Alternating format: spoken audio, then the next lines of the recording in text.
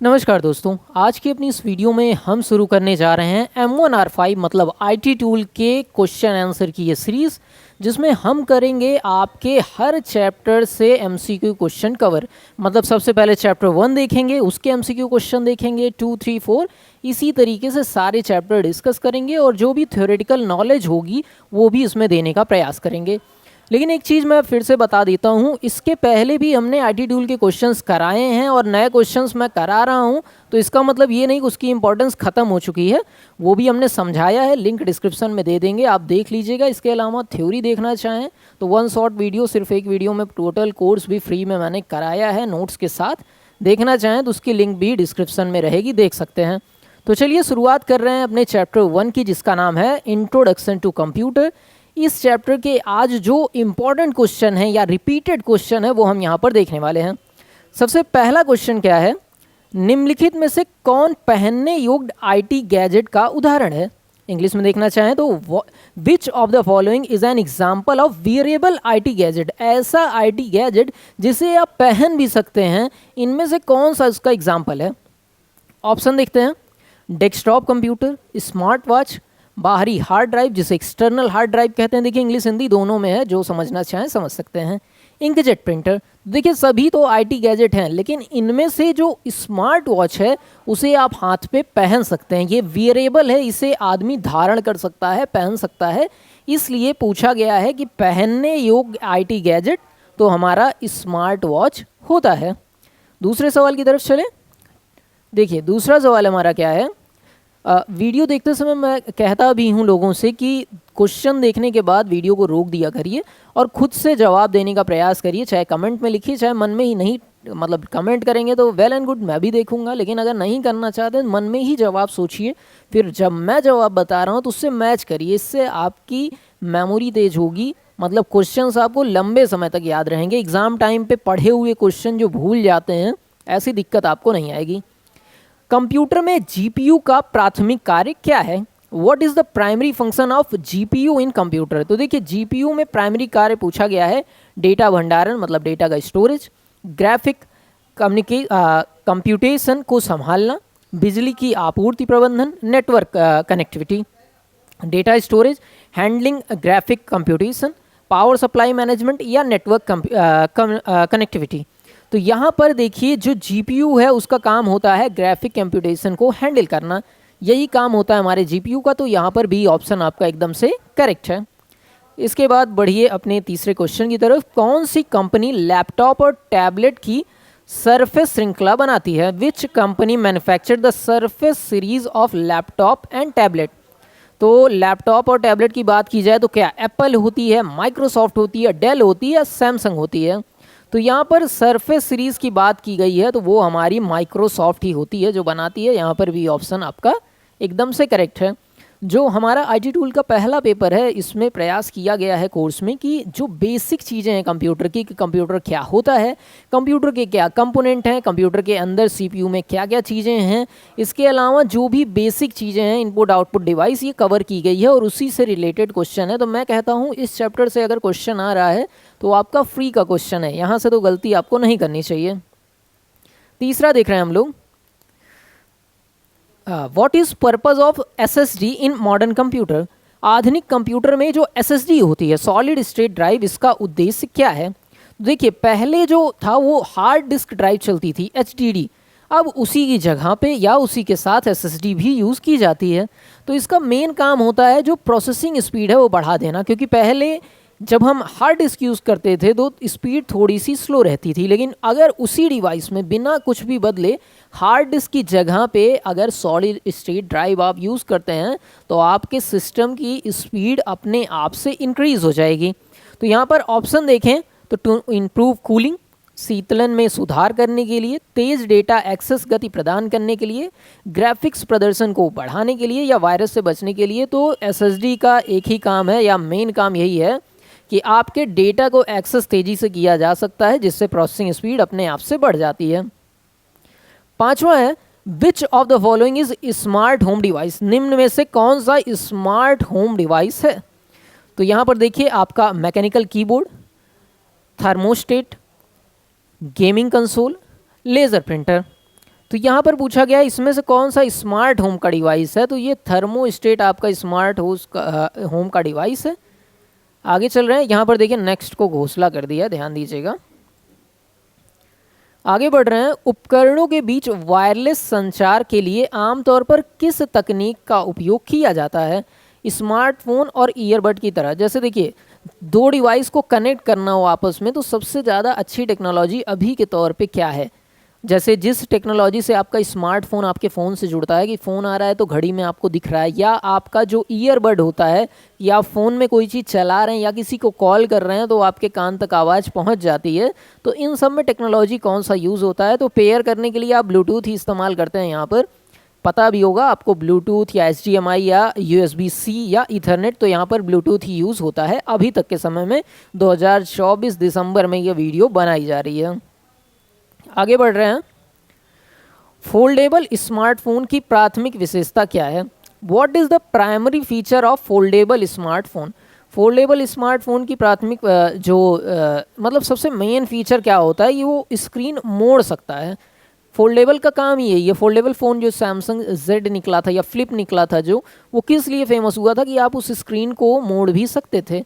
तो जो स्क्रीन होती है वो बहुत ज़्यादा लचीली होती है। यहाँ पर देखिए फ्लेक्सिबल डिस्प्ले या लचीला प्रदर्शन लिखा गया है यहाँ पर, ये ऑप्शन आपका सही हो जाएगा। आगे बढ़ रहे हैं, निम्नलिखित में से कौन नवीनतम एप्पल M श्रृंखला चिप के एक मुख्य विशेषता है। ठीक है, which of the following is key feature of the latest Apple M series chip.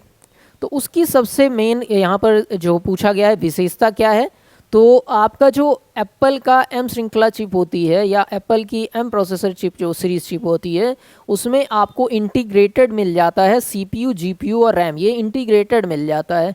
और यही कारण है कि इसकी स्पीड भी बाकी सबके कंपेयर में काफ़ी तेज़ रहती है। तो यहाँ पर भी ऑप्शन करेक्ट है आपका। आगे बढ़ रहे हैं, IT गैजेट्स में IoT का क्या अर्थ है।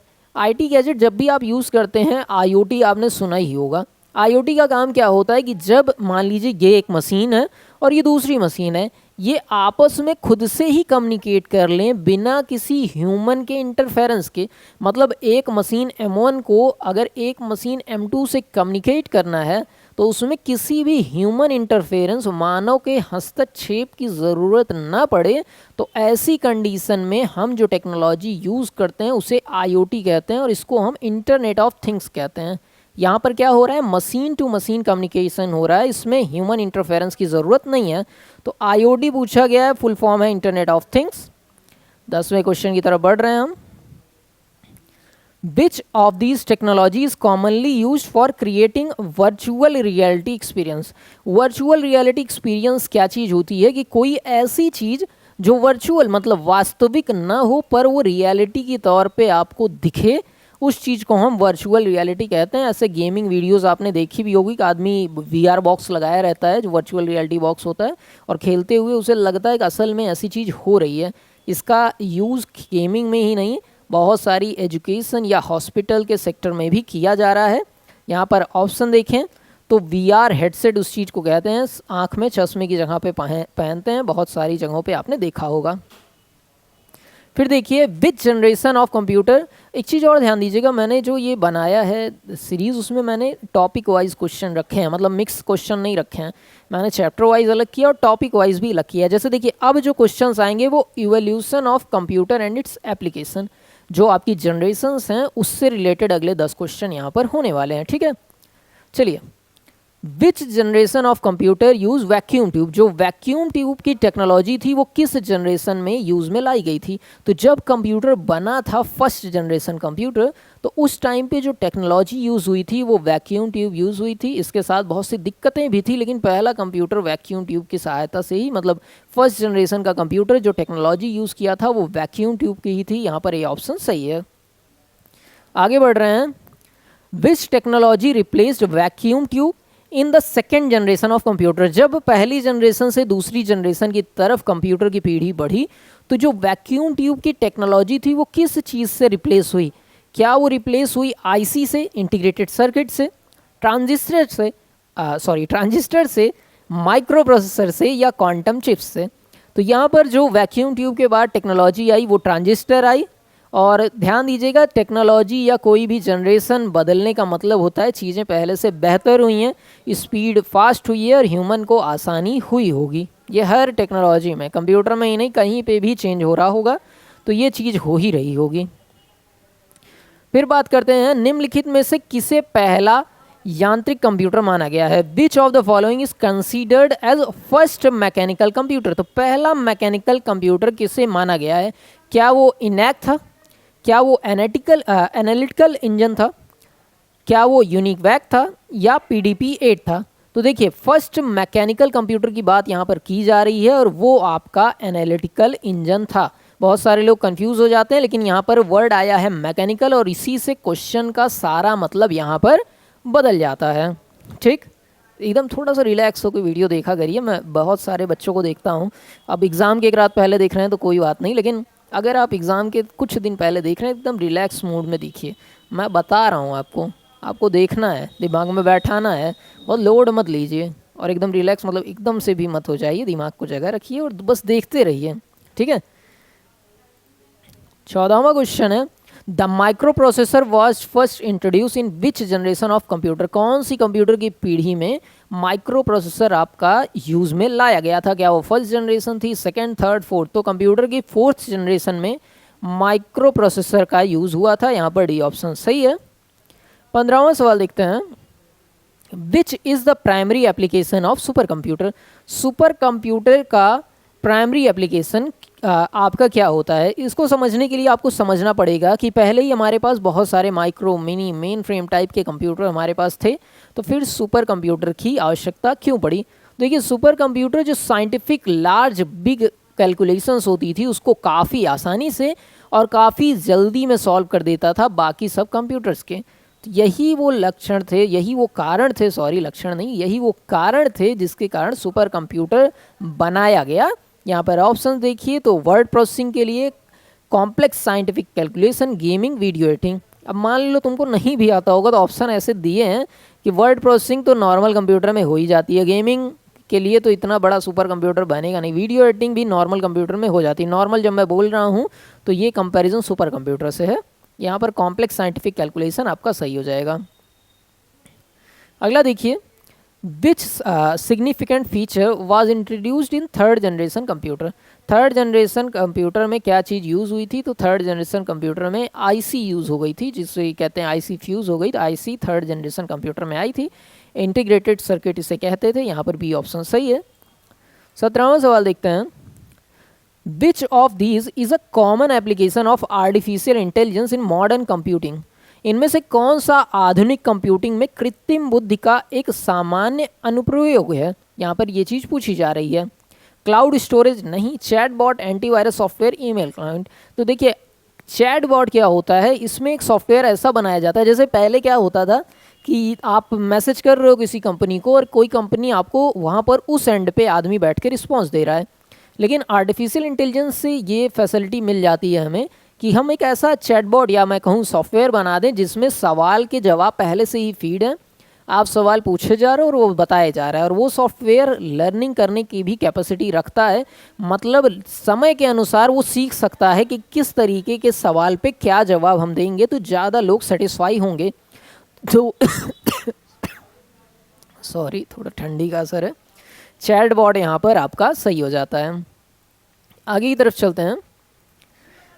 The term stored program concept was introduced by which computer scientist? तो ये टर्म किसके द्वारा इंट्रोड्यूस किया गया था? तो जॉन वॉन न्यूमैन के द्वारा ये किया गया था, न्यूमैन के द्वारा। यहाँ पर बी ऑप्शन सही है।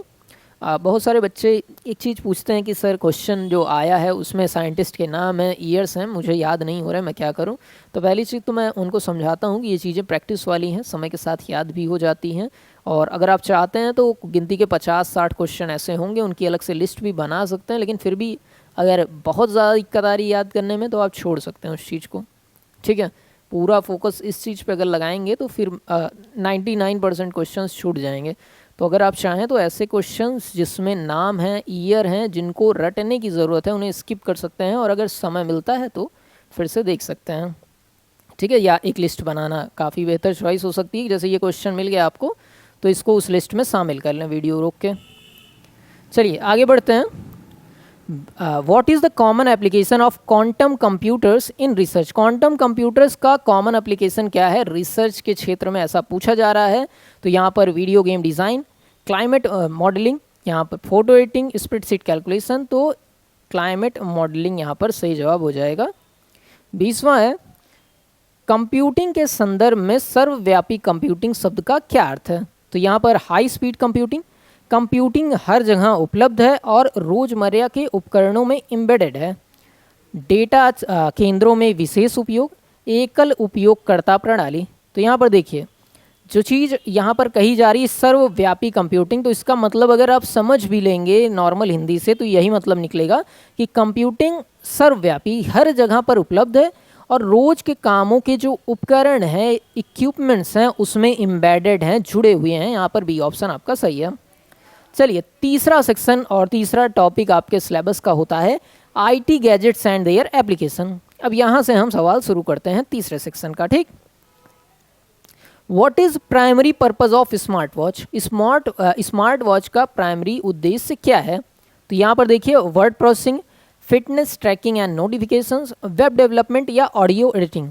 तो यहाँ पर जो सबसे सही जवाब है वो है फिटनेस ट्रैकिंग एंड नोटिफिकेशन। और आपको याद भी होगा जब स्मार्ट वॉच नहीं आई थी तो उससे पहले हाथ में पहनने के लिए आया था फिटनेस बैंड, जिसका काम होता है पल्स रेट या जो चीज़ें आपके हेल्थ इश्यूज़ हैं उसको मेजर करना। नॉर्मल चीज़ें, बहुत सारी चीज़ें नहीं मेजर हो सकती इससे, लेकिन काम था फिटनेस ट्रैकिंग। और अब भी जो वॉचेज़ आ रहे हैं उसमें ये फीचर रहता है कि आप कितने स्टेप चले, कितनी कैलोरी बर्न किए, कितनी देर सोए, ये सारी चीज़ें वो कैलकुलेट करता है। 22वां सवाल है, होम ऑटोमेशन के लिए आमतौर पर कौन सा आईटी गैजेट उपयोग किया जाता है। तो होम ऑटोमेशन के लिए कौन सी चीज़ें यूज़ की जाती हैं। Smart thermostat, gaming console, external SSD, inkjet printer. तो इसके लिए स्मार्ट थर्मोस्टेट यूज़ किया जाता है। इसके बाद 23वां सवाल है, what is primary application of drones in IT. Drones का प्राइमरी एप्लीकेशन क्या है आईटी में। तो यहाँ पर आपका जो ऊपर से, ड्रोन का मतलब ही समझ रहे हैं, ऊपर से फ़ोटो जो होती है उसके लिए या सर्विलांस के लिए यूज़ किया जाता है। अब तो अटैक करने के लिए भी यूज़ किया जा रहा है। तो यहाँ पर एरियल फोटोग्राफी और सर्विलांस दोनों के लिए इस्तेमाल में लाया जाता है। एक बार फिर से मैं बता रहा हूँ कि इसके अलावा भी हमने चैप्टर वाइज क्वेश्चन कराए हैं, लिंक डिस्क्रिप्शन में है। उन क्वेश्चनों के अलावा ही क्वेश्चन है तो उसको ज़रूर से एक बार देख लीजिएगा। विच of the following IT gadget is used for virtual meeting and remote work. Virtual meeting और रिमोट वर्क के लिए आप कौन सी टेक्नोलॉजी यूज़ करते हैं। वर्चुअल मीटिंग की आप फिजिकली तो वहाँ प्रेजेंट नहीं है लेकिन आप उस मीटिंग को अटेंड कर रहे हैं या कहीं दूर से आप काम करना चाहते हैं तो कौन सा, क्या 3D प्रिंटर इस्तेमाल होता है, web cam, e book reader या एक्सटर्नल हार्ड ड्राइव। तो यहाँ पर वेब कैम की सहायता से ये काम होता है। हाइक पे या कई और प्लेटफॉर्म ऐसे हैं जिस पे मीटिंग कराने में इसका इस्तेमाल किया जाता है। लैपटॉप के ऊपर भी देखें तो एक छोटा सा कैमरा लगा रहता है। What is main purpose of VR headset. VR headset का मेन पर्पज़ क्या होता है वर्चुअल रियलिटी हेडसेट का। तो देखिए यहाँ पर आपको ये ऐसा अनुभव कराता है कि चीज़ें असल में हो रही हैं जो कि असल में मौजूद नहीं हैं। यही VR हेडसेट का काम होता है, एकदम आपको रियलिस्टिक एक्सपीरियंस देने का काम करता है। तो यहाँ पर ऑप्शन देखिए, वॉचिंग ट्रेडिशनल वीडियोज़ अरे movies, immersive virtual experiences, store large amount of data, printing 3D object. तो यहाँ पर इमर्सिव वर्चुअल एक्सपीरियंस आपका सही हो जाएगा, बी ऑप्शन आपका करेक्ट है। आगे की तरफ बढ़ रहे हैं। 26वां सवाल है, अमेज़ॉन इको या गूगल नेस्ट जैसे स्मार्ट फीचर स्मार्ट स्पीकर का प्राथमिक उपयोग क्या होता है। तो जो आपका अमेज़ॉन इको या गूगल नेस्ट होता है इसका जो फीचर है वो क्या है। वो है जैसे आप कहीं पे बैठे हैं और स्मार्ट होम में कंट्रोल करना चाहते हैं तो वहाँ पर देखिए हे गूगल या हे सिरी कह के इसको कमांड आप दे सकते हैं। वॉइस मोड में कमांड देने के लिए इसका उपयोग किया जाता है। बहुत सारी वीडियो में भी आप देखते होंगे उसको कमांड दे के कहते हैं प्ले दिस म्यूज़िक या ओपन दिस वीडियो, तो वो काम कर देता है। तो वॉइस कमांड देने के लिए इसका यूज़ होता है। ऑप्शन देखें, फाइल को शेयर करना, वॉइस कंट्रोल असिस्टेंट देना, गेमिंग, फाइनेंशियल ट्रांजेक्शन। तो यहाँ पर बी ऑप्शन सही है। आगे बढ़ रहे हैं। 27वां सवाल है, which IT gadget is widely used for portable data storage. Portable data storage के लिए कौन सा यूज़ किया जाता है। तो यहाँ पर smart watch, USB flash drive या फिटनेस ट्रैकर या स्मार्ट थर्मोस्टेट। तो यहाँ पर USB फ्लैश ड्राइव जो होती है उसकी सहायता से आप पोर्टेबल डेटा स्टोरेज का काम ले सकते हैं। पोर्टेबल डेटा स्टोरेज मतलब क्या होता है, एक ऐसा स्टोरेज करने वाली चीज़ जिसे आप पोर्ट कर सकें। पोर्टेबल मतलब एक जगह से दूसरी जगह ला और ले जा सकें। 28वां सवाल है आपका, विच IT gadget is commonly associated with augmented reality application, smart glasses, gaming console, tablet या फिटनेस ट्रैकर। तो यहाँ पर स्मार्ट ग्लासेस आपका सही जवाब हो जाएगा। 29वां सवाल देख रहे हैं, इस फिटनेस ट्रैकर्स का एक सामान्य अनुप्रयोग क्या है?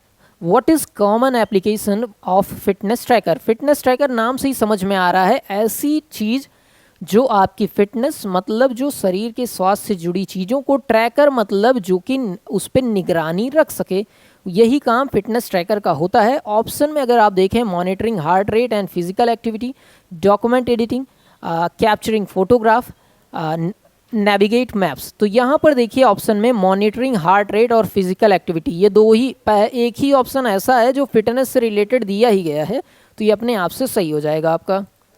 30वां देखिए, इनमें से कौन सा गैजेट मुख्य रूप से ग्राफिक डिज़ाइनरों और कलाकारों के लिए डिज़ाइन किया गया है? Which of this gadget is design primarily for graphic designer and artist? ऐसे लोग जो कि ग्राफिक डिज़ाइन कर रहे हैं, मतलब चित्र उत्र बना रहे हैं या आर्टिस्ट हैं, ऐसे लोगों के लिए कौन सा इनमें से गैजेट है?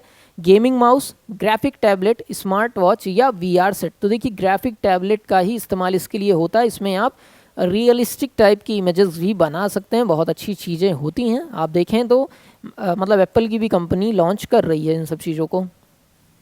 अगला सेक्शन है हमारा हार्डवेयर एंड सॉफ्टवेयर से रिलेटेड। अब यहाँ से 10 क्वेश्चन अगले जो रहेंगे वो हार्डवेयर और सॉफ्टवेयर से रिलेटेड रहेंगे, और ये बहुत ही आसान टॉपिक है, मतलब फ्री के ही क्वेश्चन है ये, मान लीजिए। विच of the following is example of computer hardware? Computer hardware का एग्जाम्पल कौन सा है? तो बचपन से ही हम सुनते आ रहे हैं व्हाट इज़ हार्डवेयर, तो कंप्यूटर के ऐसे कंपोनेंट जिसे हम देख और छू सकते हैं, दैट इज़ हार्डवेयर। ऐसा बचपन में ही हमें पढ़ाया गया होगा, नहीं पढ़ाया गया तो अब समझ लीजिए। तो कौन सा कंप्यूटर हार्डवेयर है? ऑपरेटिंग सिस्टम भाई ये सॉफ्टवेयर होता है, कीबोर्ड हार्डवेयर है, वेब ब्राउज़र सॉफ्टवेयर है, टेक्स्ट एडिटर सॉफ्टवेयर है। तो ये कीबोर्ड एक ऐसी चीज़ है जो हार्डवेयर है, जो कि इनपुट डिवाइस में भी आती है, तो ये आपका कंप्यूटर हार्डवेयर में आएगा। 32वां देखिए, What does CPU stands for? CPU का फुल फॉर्म पूछा जा रहा है, ये तो सबको ही पता होगा, सेंट्रल प्रोसेसिंग यूनिट होता है। यहाँ पर ये बी ऑप्शन सही है। अगला है 33वां, which of the following is the type of system software? अब देखिए सॉफ्टवेयर में दो टाइप होते हैं, the first one is system software and second one is application software. ठीक है, तो सिस्टम सॉफ्टवेयर क्या होता है? ऐसे सॉफ्टवेयर जो सिस्टम के फंक्शंस को कंट्रोल करते हैं कि सिस्टम किस तरीके से वर्क करेगा, वो आपका सिस्टम सॉफ्टवेयर होता है। और ऐसे सॉफ्टवेयर जो किसी एक खास काम के लिए बनाए जा रहे हैं, वो एप्लीकेशन सॉफ्टवेयर होता है। एप्लीकेशन सॉफ्टवेयर का एक स्पेसिफिक टास्क होता है जिसे वो परफॉर्म करता है कि ये इसी काम से मतलब रखेगा, इसके आगे इसको सिस्टम के फंक्शंस से कोई मतलब नहीं है। तो पूछा जा रहा है इनमें से कौन सा सिस्टम सॉफ्टवेयर है? तो स्प्रेडशीट एप्लीकेशन, ये तो खास काम है, कैलकुलेशन के काम होते हैं, डेटा हैंडलिंग के काम होते हैं। ऑपरेटिंग सिस्टम ये एक सिस्टम सॉफ्टवेयर है। वेब ब्राउज़र सिर्फ इंटरनेट से मतलब है, वेब पेज को लाने का काम करता है। ये मीडिया प्लेयर गाना चलाने का काम करता है, तो ये भी नहीं है, बी और सी और डी, ए भी नहीं है। ऑपरेटिंग सिस्टम क्या होता है? ये सिस्टम को कंट्रोल करता है, मेमोरी मैनेज करना, डेटा को इनपुट लेना, डेटा को आउटपुट ले जाना, चीज़ों को डिस्प्ले करना, शेड्यूल करना, ये सारी चीज़ें ऑपरेटिंग सिस्टम के अंदर होती हैं। तो ये हमारा एक सिस्टम सॉफ्टवेयर होता है। 34वां क्वेश्चन देखिए, what is main function of RAM in computer? RAM का जो मेन फंक्शन क्या है वो क्या होता है? तो रैम का फुल फॉर्म है रैंडम एक्सेस मेमोरी।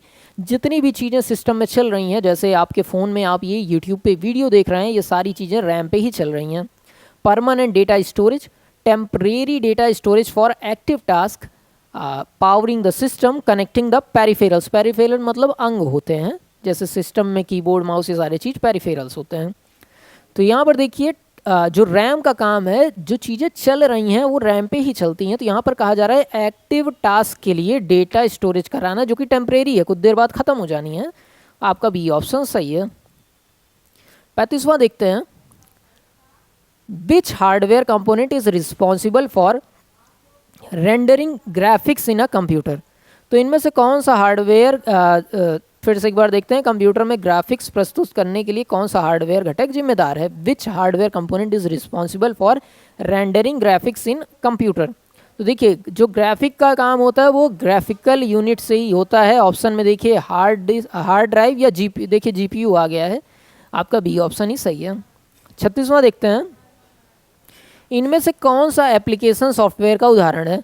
अब एप्लीकेशन सॉफ्टवेयर बताया जिसका एक खास काम हो, तो यहाँ पर सबसे पहले लिनक्स कर्नल कहा गया है, माइक्रोसॉफ्ट वर्ड कहा गया है, बायोस कहा गया है, फाइल सिस्टम कहा गया है। तो बाकी सारी चीज़ें सिस्टम के फंक्शंस से मतलब रखती हैं, लेकिन माइक्रोसॉफ्ट वर्ड प्रोसेसर सॉफ्टवेयर है जिसका वर्ड प्रोसेसिंग से ही मतलब है। यहाँ पर ये आपका एप्लीकेशन सॉफ्टवेयर का उदाहरण है। आगे बढ़ रहे हैं, कंप्यूटर में मदरबोर्ड क्या काम करता है? तो मदरबोर्ड का काम क्या है? यहाँ पर देखिए, executes program, provide a platform for all component to communicate, store large amount of data, supplies power to the system. तो यहाँ पर ये जो आपका मदरबोर्ड होता है वो सबको प्लेटफॉर्म प्रोवाइड करने का काम करता है। यहाँ पर बी ऑप्शन सही है आपका। आगे चल रहे हैं, 38वां सवाल देखते हैं, हार्डवेयर और सॉफ्टवेयर के बीच में मेन अंतर क्या है? तो जो मेन सबसे बड़ा अंतर हम पढ़ते हैं, हार्डवेयर को छू सकते हैं, देख सकते हैं, सॉफ्टवेयर को देख सकते हैं पर छू नहीं सकते हैं। तो यहाँ पर देखिए, हार्डवेयर इज़ टेंजिबल, टेंजिबल मतलब जिसे छुआ जा सकता है, वाइल सॉफ्टवेयर इज़ इनटेंजिबल मतलब जिसे छुआ नहीं जा सकता। ये सबसे मेन अंतर है, आगे देखने की ही ज़रूरत नहीं है। 39वां चलते हैं, किस प्रकार का सॉफ्टवेयर, हार्डवेयर और एप्लीकेशन सॉफ्टवेयर, ठीक है ये चीज़ शायद कुछ गलत लिखी है, इंग्लिश में एक बार देख लेते हैं। Which type of software act as intermediate between hardware and application software? Hardware और एप्लीकेशन सॉफ्टवेयर के बीच में कौन सा सॉफ्टवेयर काम करता है? तो यहाँ पर देखिए, एक सॉफ्टवेयर आपने ऑपरेटिंग सिस्टम पढ़ा होगा, इसकी डेफिनेशन ही हर किताब में पहली लाइन मिल जाएगी, transparent interface between user and hardware, मतलब ऐसा माध्यम जो हार्डवेयर और आपके सिस्टम के सॉफ्टवेयर को जोड़ कर रखता है, ठीक है, उसको आप क्या कहते हैं? ऑपरेटिंग सिस्टम कहते हैं। तो यहाँ पर ऑपरेटिंग सिस्टम आपका सही हो जाएगा। अगला देखिए, which of the following is device of input hardware? Input hardware कौन सा है? देखिए, प्रिंटर आउटपुट, माउस आपका इनपुट है, मॉनिटर आउटपुट है, स्पीकर आपका आउटपुट है। तो माउस इनपुट है, तो यही आपका सही हो जाएगा। 40वां हो गया। अगला देखते हैं, अब आगे जो क्वेश्चंस आएंगे वो सीपीयू से रिलेटेड हैं, अगले 10 क्वेश्चन, ठीक। What is main function of CPU? CPU का मेन फंक्शन क्या है? तो सीपीयू का मेन फंक्शन है काम को एग्जीक्यूट कराना, सारी प्रोसेसिंग यहाँ से होती है। ऑप्शन देखें, store data permanently, execute instruction and process data, render graphics, manage network connections. तो यहाँ पर जो इंस्ट्रक्शन और प्रोसेस डेटा को एग्जीक्यूट करने का काम है वो करता है सीपीयू का मेन काम ही प्रोसेसिंग का है। यहाँ पर बी ऑप्शन सही हो जाएगा। अगला देखिए, निम्नलिखित में से कौन सा सीपीयू का प्राथमिक घटक है? मतलब सीपीयू का प्राइमरी कंपोनेंट इनमें से कौन सा है? हार्ड ड्राइव, एएलयू मतलब arithmetic logical unit, random access memory मतलब रैम, सॉलिड स्टेट ड्राइव मतलब एसएसडी। तो यहाँ पर एएलयू अर्थमेटिक लॉजिकल यूनिट आपका सही हो जाएगा। अगला देखिए, 43वां सवाल, विकास भैया यार वहीं बॉटल में पानी रखा होगा, दे दो तो, गला लग रहा है, चला जाएगा। सीपीयू में कंट्रोल यूनिट सीयू क्या करता है? तो देखिए, सीयू का नाम ही कंट्रोल यूनिट है। अब ये काम क्या करता है पूछा जा रहा है। ऑप्शन देखिए, store large amount of data, perform arithmetic and logical operation, direct and coordinate operation between CPU, manage graphic rendering. तो यहाँ पर देखिए, direct and coordinates operation between CPU के बीच का काम करता है। इसका काम कोऑर्डिनेशन का होता है कि चीज़ें कहाँ से लानी, कहाँ पहुँचानी है, ऐसा कुछ काम आपका सीयू का होता है। इसीलिए इसका नाम ही पड़ा कंट्रोल यूनिट, क्योंकि चीज़ों को ये कंट्रोल करने का काम करता था। चीज़ों मतलब डेटा का जो फ्लो है। 44वां है, the speed of CPU is typically measured in which unit? जो सीपीयू की स्पीड है वो किस यूनिट में मेजर की जाती है? हर्ट्ज में, बाइट्स में, पिक्सल पर सेकंड में, बिट्स पर इंच में। तो ये चीज़ जो मेजर की जाती है वो हर्ट्ज में मेजर की जाती है। ए ऑप्शन सही है आपका। 45वां देखिए, what is the term for the small high speed storage area with in the CPU, catch, register, hard drive, SSD। तो यहाँ पर जो ऑप्शन सही है वो कैच है, ठीक है, हाँ सही है। आगे बढ़िए। विच of the following best describe a multi core processor, multi core processor को इसमें से कौन सा सबसे सही डिस्क्राइब कर रहा है? ऑप्शन देखिए, अ CPU with integrated GPU, a CPU with multiple independent processing unit, a CPU designed for graphic rendering, a CPU with high storage capacity, a CPU with multiple independent processing unit। यहाँ पर A option आपका सही है, ठीक। अगला देखिए, CPU का कौन सा भाग अंकगणितीय और तार्किक संचालन करता है? विच पार्ट ऑफ अंकगणितीय मतलब अर्थमेटिक होता है और तार्किक मतलब लॉजिकल। तो ये नाम से ही आपको समझ में आ जाएगा कि कौन सा अर्थमेटिक और लॉजिकल ऑपरेशन कर रहा है। तो ALU ही करेगा क्योंकि उसका नाम ही है अर्थमेटिक एंड लॉजिकल यूनिट, ठीक है। तो यहाँ पर आपका बी ऑप्शन सही है। 50वां देखिए, What is the role of बस इन CPU आर्किटेक्चर? अब ये थोड़ा सा अलग सवाल है, लेकिन बस वो वाला बस नहीं है जो आप समझ रहे होंगे, ये दूसरा बस है। और यहाँ पर जो काम होता है वो फैसिलिटेट कम्युनिकेशन बिटवीन कंपोनेंट्स। यहाँ पर बी ऑप्शन सही होगा आपका। What is the purpose of hyper threading in CPU? Hyper threading का पर्पस क्या होता है यहाँ पर? तो increase storage capacity, enable parallel execution of task, enhance graphic performance, reduce power consumption. तो यहाँ पर enhance parallel execution, B option सही है आपका। 50वां देखिए, which of this companies is a leading manufacturer of CPU? CPU का लीडिंग मैन्युफैक्चरर कौन सा है इनमें से? तो यहाँ पर देखिए, आपका जो पहला ऑप्शन है वो है आपका NVIDIA, Intel, Seagate, western digital. तो यहाँ पर इंटेल आपका सबसे सही है। देखिए सिस्टम भी जो देख रहे हैं वहाँ पर इंटेल सब जगह लगभग मिलता है। ये है i3, i5, i7, ये सब जो सुन रहे हैं वो आई से इंटेल ही होता है। 50वां बी हो गया। अगला देखिए, अब इनपुट डिवाइस आउटपुट डिवाइस से रिलेटेड क्वेश्चन आने वाले हैं। यहाँ पर देखिए, which of the following is N input device? इनमें से कौन सा इनपुट डिवाइस है? Monitor, keyboard, printer, speaker. तो ये कीबोर्ड आपका हो जाएगा। अगला देखिए, what is primary function of input device? Input device का प्राइमरी फंक्शन क्या है? नाम ये इनपुट, अंदर डेटा जो भेज सके। ऑप्शन देखिए, डेटा को प्रोसेस करना, send data to the computer for processing, store data, display processor data. तो ये तो आप प्रोसेस डेटा, तो इसको तो आप बता ही सकते हैं, send data to the computer for processing. Computer में डेटा को भेजता है अंदर ताकि वो प्रोसेस हो सके। बी ऑप्शन सही है। अगला देखिए, which device is use to input hand written text और ड्राइंग इनटू अ कंप्यूटर? ठीक है, तो यहाँ पर माउस, स्कैनर, ग्राफिक टैबलेट या वेबकैम, कौन सा ऑप्शन सही होगा यहाँ पर पूछा जा रहा है। तो ग्राफिक टैबलेट यहाँ पर होगा। ये क्वेश्चन ऊपर डिस्कस हो चुका है। अगला देखिए, which of the following is an output device? इनमें से कौन सा आउटपुट डिवाइस है? Barcode scanner, projector, microphone, joystick. तो देखिए सारे जो बारकोड स्कैनर है इनपुट है, माइक्रोफोन इनपुट है, जॉयस्टिक इनपुट है। सिर्फ प्रोजेक्टर ही ऐसी डिवाइस है जिससे आउटपुट, कोई चीज़ बाहर रिजल्ट प्राप्त हो रहा है, इसलिए ये आउटपुट डिवाइस में जाएगा। 55वां सवाल है, कंप्यूटर सिस्टम में आउटपुट डिवाइस की क्या भूमिका है?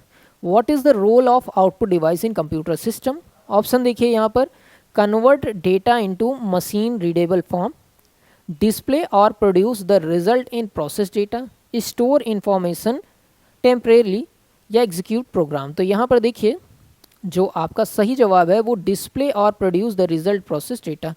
आउटपुट का रोल पूछा जा रहा है आउटपुट डिवाइस का, तो आउटपुट डिवाइस का काम ही क्या होता है? रिजल्ट हमें जो डिवाइस प्रोवाइड करे उसी को हम आउटपुट डिवाइस कहते हैं। तो यहाँ पर यही आपका बी ऑप्शन कह रहा है। विच device is commonly use for gaming? Gaming में कौन सी डिवाइस यूज़ की जाती है? जॉयस्टिक, एक सेकेंड, जॉयस्टिक, प्रिंटर, मॉनिटर या एक्सटर्नल हार्ड ड्राइव। तो यहाँ पर जॉयस्टिक आपका सही हो जाएगा। इसका कारण क्या है, या जॉयस्टिक क्या होता है? जैसे वीडियो गेम में देखते हैं 2 गियर जैसा बना रहता है जिससे आप डायरेक्शन चेंज करने का, कार को घुमाने का काम करते हैं, तो वही चीज़ आपकी जॉयस्टिक होती है। ये गेमिंग में ही सबसे ज़्यादा यूज़ लाई जाती है, या गेमिंग में ही यूज़ ही लाई जाती है। Which of the following is an example of both N input and output device, कौन सी इनमें से इनपुट और आउटपुट दोनों का उदाहरण है? मॉनिटर, टच स्क्रीन, प्रिंटर और कीबोर्ड। तो देखिए जो टच स्क्रीन होता है वो दोनों ही हो सकता है, इनपुट और आउटपुट। इसको थोड़ा सा मैं ब्रेक करना चाहूँगा। देखिए जब आपकी स्क्रीन कभी टूट जाती है तो जाते हैं दुकान पे तो कहते हैं डिस्प्ले ख़राब हुआ है। तो जो डिस्प्ले ख़राब होता है उसमें आपकी स्क्रीन में सही दिख नहीं रहा होता, काला काला हो जाता है, तो डिस्प्ले आप बदलवा लेते हैं। या टच ख़राब हुआ रहता है तो आप टच बदलवा लेते हैं, दिखता सब रहता है, काम नहीं करती है स्क्रीन। तो टच जो आपकी है वो इनपुट होती है और डिस्प्ले जो आपकी होती है वो आउटपुट होती है। बहुत लोग कंबाइन करके कहते हैं कि ये इनपुट आउटपुट दोनों है, जैसे इस सवाल में पूछ लिया गया है। लेकिन अगर सही से पूछा जाए तो जो टच स्क्रीन है, जो आपकी टच स्क्रीन है फ़ोन की, वो इनपुट है और जो आपका डिस्प्ले है वो आउटपुट होता है। और ये अलग अलग होता है। जब दोनों ख़राब होता है दुकान वाला कहता है फोल्डर ख़राब हो गया है। अगला चले, which device is use to convert hard copy document into digital format. Hard copy document हो मतलब पन्ने में हो जिसे आप देख और छू सकते हैं, और उसको डिजिटल फॉर्मेट मतलब कंप्यूटर में, पीडीएफ में या किसी भी फॉर्म में बदल देना, ये कौन सी डिवाइस करती है? तो ये डिवाइस स्कैनर होती है। ठीक है, डेफिनेशन भी स्कैनर की यही है कि a device which is use to convert hard copy into soft copy. ऐसी डिवाइस जो हार्ड कॉपी को किसमें बदल दे? सॉफ्ट कॉपी में बदल दे, उसे आप स्कैनर कहते हैं। और प्रिंटर क्या होता है? उल्टा, सॉफ्ट कॉपी है उसको हार्ड कॉपी में बदल रहा है, मतलब स्क्रीन पे दिख रहा है जिसे आप छू नहीं सकते, और उसे वो किस में बदल देता है? एक ऐसे फॉर्मेट में जिसे आप देख और छू सकते हो। तो यहाँ पर पूछा गया है कन्वर्ट करता है हार्ड कॉपी को डिजिटल फॉर्मेट में, तो वो स्कैनर होता है। 59 नंबर का क्वेश्चन है, ऑडियो आउटपुट उत्पन्न करने के लिए किस प्रकार के आउटपुट डिवाइस का उपयोग किया जाता है? तो ऑडियो आउटपुट के लिए क्या चीज़ यूज़ की जाती है? क्या मॉनिटर यूज़ होता है? नहीं। हेडफोन से क्या आउटपुट आता है? ऑडियो का आता है, कान में लगाते हो सुनाई देता है। तो ये सही हो जाएगा। आगे भी देख लेते हैं, कीबोर्ड से नहीं होता, बारकोड स्कैनर से नहीं होता। तो यहाँ पर बी ऑप्शन आपका करेक्ट है। अगला है 60वां, which of these is a visual output device. इनमें से कौन सा विजुअल आउटपुट डिवाइस है? मतलब रिजल्ट दे रहा है, आउटपुट डिवाइस मतलब रिजल्ट दे रहा है, पर विजुअल मतलब दिख रहा है, चित्र के माध्यम में दे रहा है वो। तो यहाँ पर देखिए माउस, मॉनिटर, माइक्रोफोन और एक्सटर्नल हार्ड ड्राइव है। तो यहाँ पर मॉनिटर आपका विजुअल आउटपुट डिवाइस है, जैसे इस स्क्रीन पे मैं चीज़ें देख रहा हूँ। ठीक, अब अगला जो सेक्शन है वो कंप्यूटर मेमोरी एंड स्टोरेज से रिलेटेड है। यहाँ पर सवाल देखते हैं, which of the following is an example of volatile memory. इनमें से कौन सा वोलाटाइल मेमोरी का एग्जाम्पल है? Hard disk drive, random access memory, read only memory या सॉलिड स्टेट ड्राइव। तो देखिए जो रैम होता है वो चीज़ों को परमानेंटली नहीं स्टोर करता है, जब तक सिस्टम पे वो टास्क चल रहा है वो तब तक वहाँ पर रहता है, फिर उसे इरेज कर देते हैं। तो वोलाटाइल मेमोरी पूछा गया है जो कि कुछ समय बाद अपने आप ख़त्म हो जाए या पावर कट होने पे ख़त्म हो जाए, तो वो हमारा रैम होता है। इसके बाद देखिए 65वां सवाल है, what does the term non volatile memory refers. Non volatile memory क्या होती है? देखिए नॉन लगा है, वोलाटाइल मतलब जो कुछ समय बाद अपने आप ख़त्म हो जाए, नॉन मतलब जो ना ख़त्म हो। ऐसी मेमोरी जो परमानेंट हो और कुछ समय बाद अपने आप ना ख़त्म हो, पावर कट जाए तो भी ये रह जाती है, ये इरेज नहीं होती, तो ऐसी मेमोरी को नॉन वोलाटाइल मेमोरी कहते हैं। ऑप्शन में अगर देखें तो memory that require constant power to retain data, ऐसी मेमोरी जिसे लगातार बिजली की ज़रूरत है, नहीं ऐसी मेमोरी नहीं है, बिजली जाने के बाद भी रहती है। Memory that retains data even when power is turn off, memory ऐसी मेमोरी जो पावर कटने के बाद भी रह जाती है। ये सही जवाब आपका बी वाला ऑप्शन है। आगे बढ़ रहे हैं, which type of memory is built into the computer processor to provide quick access to frequent use data. जो डेटा फ्रिक्वेंटली यूज़ किए जा रहे हैं ऐसे डेटा के लिए कौन सी मेमोरी यूज़ में लाई गई? तो देखिए पहले तो स्पीड बहुत स्लो थी, उसके बाद लेकिन आपके प्रोसेसर में यूज़ की गई कैच मेमोरी जो कि प्रोसेसिंग स्पीड को बढ़ा देती है। इसका कारण ये है कि ऐसे डेटा जो सिस्टम फ्रिक्वेंटली बार बार यूज़ में ला रहा है इसको वो स्टोर कर लेती है, और जब भी रैम को या सीपीयू को मैं कहूँ डेटा की ज़रूरत होती है तो कैच तुरंत से दे देता है, तो प्रोसेसिंग स्पीड अपने आप से बढ़ जाती है, क्योंकि डेटा को ढूंढने में जो टाइम लगना था वो कम हो चुका है। ठीक है, जितनी जल्दी, जैसे कोई दुकानदार सामान दे रहा हो, समझिए अब उसके हाथ में ही वो सामान रखा होगा तो वो जल्दी दे देगा। इस तरीके से सीपीयू जैसे ही उस डेटा को मांगता है कैच मेमोरी तुरंत दे देता है, इसलिए प्रोसेसिंग स्पीड बढ़ जाती है। तो यहाँ पर कैच मेमोरी आपका सही हो जाएगा। इन सब चीज़ों को थ्योरी में मैंने अच्छे से पढ़ाया है, उसको भी आप देख सकते हैं और आप कहेंगे कि क्या पढ़ाया है, एक बार देखिएगा। ना पसंद आए तो ख़राब भी लिख सकते हो। What is main purpose of hard disk drive? Hard disk drive का मेन पर्पज़ क्या होता है? तो हार्ड डिस्क ड्राइव क्यों बनाई गई थी? पहली चीज़, इसकी स्टोरेज कैपेसिटी काफ़ी ज़्यादा थी, और दूसरी चीज़ ये डेटा को लंबे समय तक स्टोर कर सकती थी बिना पावर के। यहाँ पर देखिए, to permanently store data and files, आपका बी ऑप्शन सही है। आगे बढ़ रहे हैं। Which of the following storage device use flash memory technology? Flash memory technology इनमें से कौन सी स्टोरेज डिवाइस यूज़ कर सकती है या कर रही है? तो फ्लैश मेमोरी टेक्नोलॉजी यूज़ की जाती है एसएसडी, सॉलिड स्टेट ड्राइव के द्वारा। ठीक है। अगला है, कंप्यूटर मेमोरी में रोम का क्या अर्थ है? रोम का फुल फॉर्म तो लगभग ही लोगों को पता होगा, जब पढ़ते हैं तो रैम और रोम पहले ही पढ़ाया जाता है। रैम मतलब रैंडम एक्सेस मेमोरी, और रोम मतलब read only memory. Read only memory से तात्पर्य क्या है कि सिस्टम सिर्फ इसे रीड कर सकता है, लेकिन इसमें कुछ भी बदलाव राइट नहीं कर सकता है। यहाँ पर ऑप्शन आपका बी वाला करेक्ट है। 67 नंबर का क्वेश्चन है, किस प्रकार की मेमोरी को प्राथमिक मेमोरी भी कहा गया है, प्राइमरी मेमोरी भी कहा गया है? तो इनमें से किसको प्राइमरी मेमोरी कहा गया है? रैम को, हार्ड डिस्क को, सीडी रोम को, या यूएसबी फ्लैश ड्राइव को? तो जो प्राइमरी मेमोरी के अंतर्गत आती है वो तो रैम ही इनमें से आती है। आपका ये ऑप्शन बिल्कुल करेक्ट है। अगला चल रहे हैं, कंप्यूटर भंडारण की क्षमता मतलब स्टोरेज की कैपेसिटी को मापने की विशिष्ट इकाई क्या है? को मापने की विशिष्ट इकाई इनमें से कौन सी है? या पूछा जा रहा है which is typical unit for measuring capacity. ठीक है, बिट, बाइट, हर्ट्ज, पिक्सल। तो यहाँ पर आपका जो है वो बाइट्स है। यहाँ पर बी ऑप्शन आपका करेक्ट है। वैसे बिट्स भी कर सकते हैं, लेकिन बाइट्स एक्यूरेट है। Which of this technology is use for long term data storage? Long term data storage करना हो तो किस में आप करेंगे? क्या रोम में करेंगे? नहीं। एसएसडी में करेंगे, कैच मेमोरी में करेंगे, रजिस्टर में करेंगे? तो हार्ड डिस्क की जगह पे एसएसडी आई है, और इसी में अब लंबे समय तक डेटा स्टोर करना चाहिए, या करते भी हैं हम लोग। बी ऑप्शन सही है। 70वां क्वेश्चन देखिए, what is virtual memory in computing? Computer में या कंप्यूटिंग में वर्चुअल मेमोरी क्या है? तो यहाँ पर देखिए ऑप्शंस में देखें, physical memory installed on motherboard, memory created using storage space to extend RAM capacity, इसी को वर्चुअल मेमोरी कहते हैं। मेमोरी जो स्टोरेज स्पेस का यूज़ करके रैम की कैपेसिटी को बढ़ा देती है। रैम 2 ही GB की है, लेकिन काम इससे ज़्यादा मेमोरी की कर सकती है वर्चुअल रैम की सहायता से। 71वां क्वेश्चन है, और अब जो क्वेश्चन आएंगे वो किस टॉपिक से हैं? एप्लीकेशन सॉफ्टवेयर, जितने भी टाइप के सॉफ्टवेयर हैं, system software, utility, open source, proprietary software और मोबाइल ऐप से रिलेटेड, ये सारे क्वेश्चन आपके आने वाले हैं। Which of the following is an example of application software? Application software का इनमें से कौन सा एग्जाम्पल है? ऑपरेटिंग सिस्टम, ये एक सिस्टम सॉफ्टवेयर है। वर्ड प्रोसेसर, ये एक एप्लीकेशन सॉफ्टवेयर है। डिवाइस ड्राइवर्स, ये एक सिस्टम सॉफ्टवेयर है। और कंपाइलर, ये तो कन्वर्जन के लिए सिस्टम सॉफ्टवेयर ही है। तो एप्लीकेशन सॉफ्टवेयर पूछा गया है, जो कि वर्ड प्रोसेसर ही होता है। MS वर्ड जिसे आप जानते हैं, या लिब्रे ऑफिस राइटर जिसे आप कहते हैं, ये सब एप्लीकेशन सॉफ्टवेयर है वर्ड प्रोसेसर टाइप के। What is the primary function of system software? System software का प्राइमरी फंक्शन क्या है? तो सिस्टम सॉफ्टवेयर जो है वो कंट्रोल करते हैं सिस्टम के काम को और हार्डवेयर्स को, यही सबसे प्राइमरी काम है। ऑप्शन में देखें तो यहाँ पर जो बी ऑप्शन है, टू मैनेज एंड कंट्रोल हार्डवेयर रिसोर्सेज, आपका सही हो जाएगा। 73वां सवाल देखिए, which of the following is an example of utility software? Utility software का एग्जाम्पल इनमें से कौन सा है? ऑप्शन देखें, spreadsheet application, antivirus program, web programming, email client. तो यूटिलिटी सॉफ्टवेयर जो आपका है वो एंटीवायरस प्रोग्राम आता है। बी ऑप्शन सही है।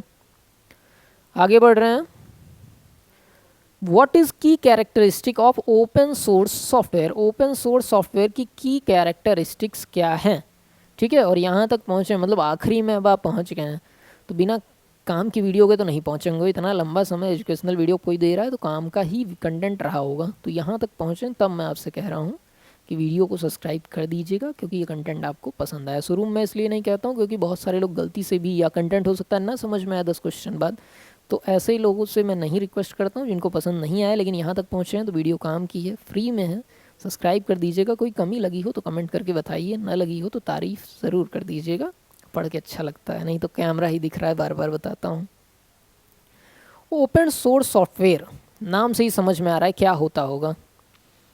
जिसका सोर्स कोड ओपन, उसको हम कहते हैं ओपन सोर्स सॉफ्टवेयर। मतलब जिसमें आप खरीदना भी नहीं है, फ्री में, और कोड भी बदलाव कर सकते हैं।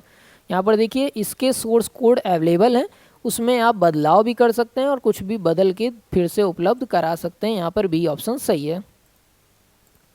74वां है which of the following is proprietary software. Proprietary मतलब जिस पे किसी का मालिकाना हक हो, जिसको आपको इस्तेमाल करना है तो उनसे पूछना पड़ेगा, उनसे आपको उसे खरीदना पड़ेगा, तभी आप इस्तेमाल कर सकते हैं, अदरवाइज़ आप यूज़ नहीं कर पाएंगे।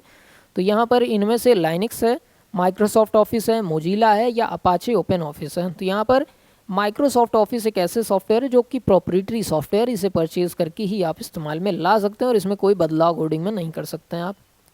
What is primary purpose of mobile apps. Mobile apps का प्राइमरी पर्पज़ क्या है? तो यहाँ पर ऑप्शन देखिए, टू रिप्लेस डेस्कटॉप एप्लीकेशन, नहीं, to provide specific functionality on mobile device, ये ऑप्शन आपका सही है, किसी खास काम को करने के लिए सुविधा प्रदान करता है ये। 77वां क्वेश्चन है which type of software allows user to compress and extract file. किसी फाइल को कंप्रेस करना हो और एक्सट्रैक्ट करना हो, कंप्रेस मतलब कम साइज़ में करना हो या एक साथ करना हो और फिर उसको एक्सट्रैक्ट करना हो, तो कौन सा सॉफ्टवेयर यूज़ होता है? एप्लीकेशन, यूटिलिटी सिस्टम या प्रोप्रेटरी सॉफ्टवेयर। तो इसके लिए यूटिलिटी सॉफ्टवेयर आपका इस्तेमाल में लाया जाता है। आगे चल रहे हैं अपने 78वें क्वेश्चन की तरफ। Which of the following is a feature of proprietary software. Proprietary software का इनमें से कौन सा फीचर है? फ्री में जो पुनर्वितरण फिर से कर सकते हैं, मतलब फिर से बांट सकते हैं, नहीं। Source code access is restricted. Source code आप नहीं यूज़ कर सकते हैं, उसमें कोई बदलाव नहीं कर सकते हैं, ये ऊपर मैंने बता चुका हूँ, बी ऑप्शन सही है। आगे चल रहे हैं 79 नंबर का क्वेश्चन है आपका।